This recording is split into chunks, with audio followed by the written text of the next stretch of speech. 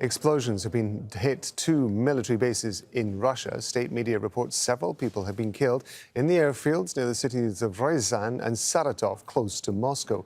It's not known what's caused the blasts. Meanwhile, there have been a series of explosions across Ukraine. We're going to speak to Rory Challens. He's live for us in Kyiv. Rory, what more do we know about what's been going on? Well, it was a 3-hour air raid alert across the whole of the country, pretty much.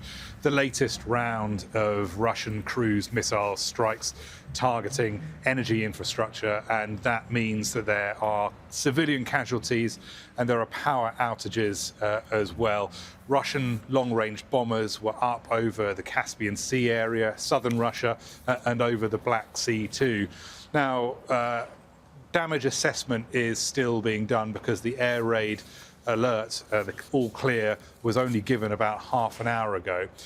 But it looks, at least at the first assessment, as if the damage is not as severe today as it was compared to the last round of missile strikes on November 23rd. And I think for that, the Ukrainians have air defense to thank. Now, initial stats seem to suggest that perhaps 80 to 90% of the cruise missiles were shot down, but that does still mean that some have got through, and there is a tragedy in Zaporizhia. We know of 2 people who have been killed there.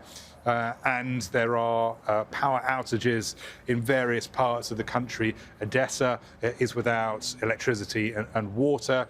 There are power outages in Zhytomyr and Mykolaiv as well, other regions too. Here in Kyiv, it seems like 40% of the power is down. Some of the buildings around me are dark at the moment. The street lights are off down at street level, and I can hear the sound of generators running.